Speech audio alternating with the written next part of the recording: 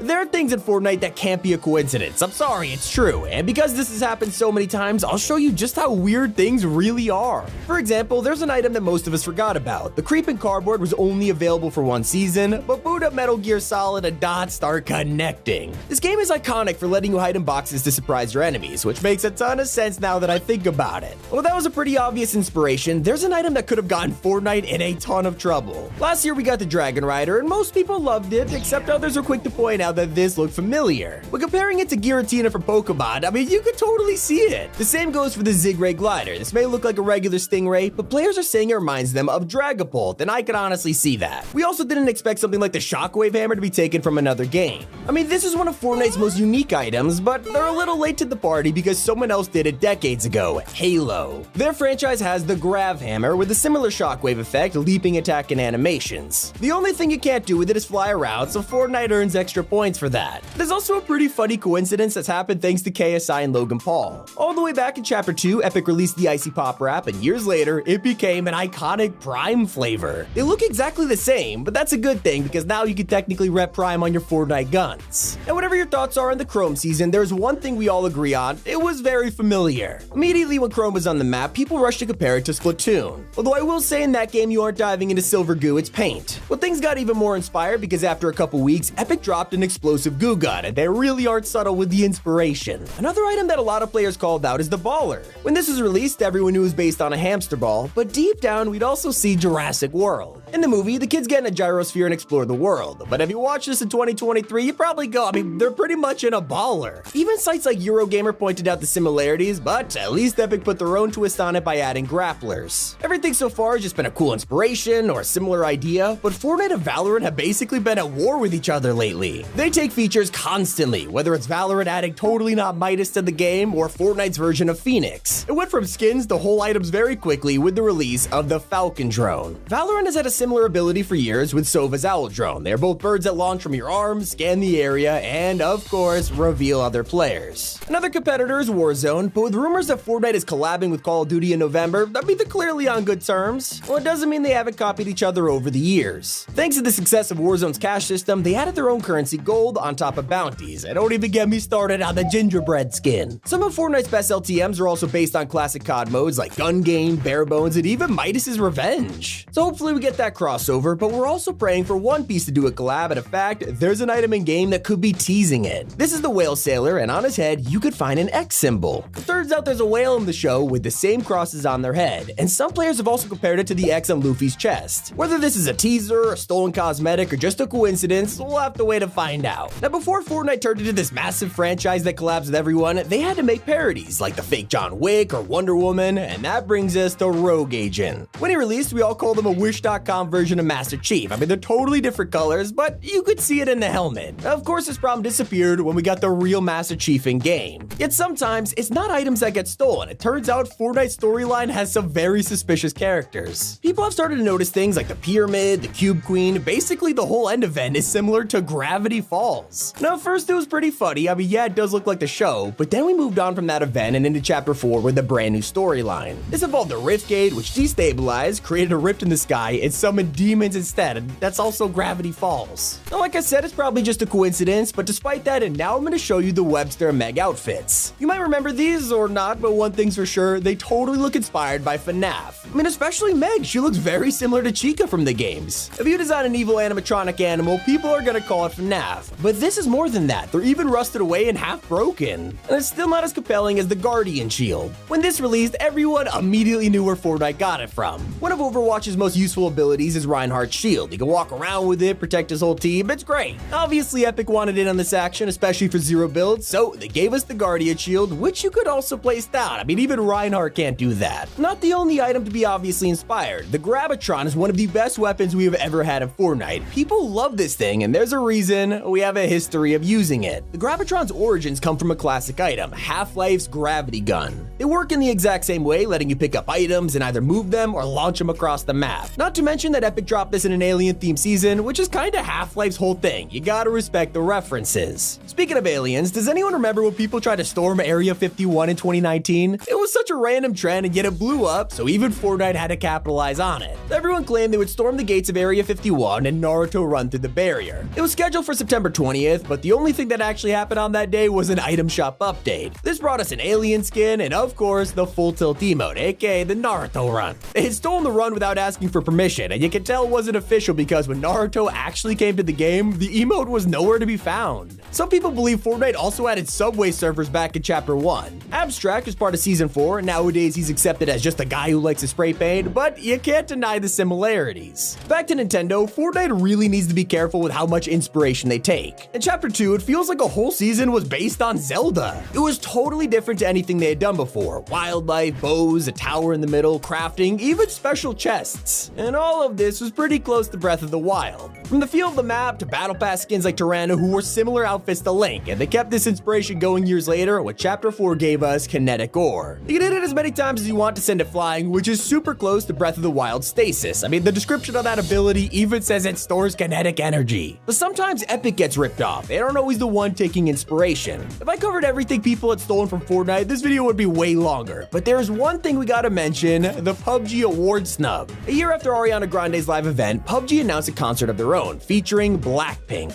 Well, the only problem was it looked insanely close to the Rift Tour. You could easily shrug it off as a coincidence, but even if it is, it makes the next part super unfair. At the VMAs, Fortnite and PUBG were nominated for Best Metaverse Performance. Of course, this category is voted for by fans, and with Blackpink's dedicated audience, they won the award with 320 million votes. And that's despite the fact that Fortnite did it better than them a whole year before. Another crazy story revolves around the Rock skin, and this randomly dropped in Chapter 1, and immediately people noticed how she was a doppelganger of Loser Fruit. Their faces were so similar, and Rock's even had a strawberry logo on her shirt, just like Loser Fruit does. By now, it's pretty obvious that Fortnite wanted to bring her to the game, but the Icon series didn't exist yet, so they dropped this instead. But ironically, Rock's kinda looks more like Loser Fruit than her actual skin. Now, there is an item we never really considered as stolen, the Bandage Bazooka. When Fortnite added this, it was so unique and different to what we had before. I mean, no one even questioned it. Well, as time passed, players started noticing how it was probably inspired by a weapon from Team Fortress 2. If you play as a medic, you get the Medi Gun, and it's basically the exact same thing as a Bandage Bazooka. You hold it the same way, it has a similar design. The only difference, one shoots meds, the other has a steady beam of healing. But what no one expected involves Fortnite's biggest mystery, which we've been trying to crack for years. The runes that have appeared all over cubes, weapons, and cosmetics seem to have a meaning, right? Well, that's until you realize they're not even original. Epic copied themselves. One of their oldest series is Infinity Blade, and the story involved these runes, which are now also part of Fortnite's storyline. But yeah, of course, they had to bring the actual blade to the game too. Something Fortnite can't deny is how much they copied Apex Legends. In 2019, Epic was on top of the world, and EA rushed to compete with them. The release of Apex caused tons of people to call it a Fortnite killer, and you could tell the devs were scared because they did some crazy stuff. Season 8 was dropping around the same time, so they pulled the desperate move, giving away the Battle Pass to everyone for free. Then, when Apex dropped, Epic analyzed it for any features, constantly took inspiration, and it's still happening. For years, they only had solos, duos, and squads, but suspiciously around this time, they both decided to release trios. While Fortnite got away with most of the items on this list, they've had their fair share of getting sued, and it's all for one thing, emotes. As the game got bigger and bigger, some celebrities realized they wanted a share of this money. So, one by one, dozens of people filed lawsuits against Epic, claiming they stole their dance. From the default dance to the tidy emote and rambunctious, even the floss at one point, despite the kid giving them permission.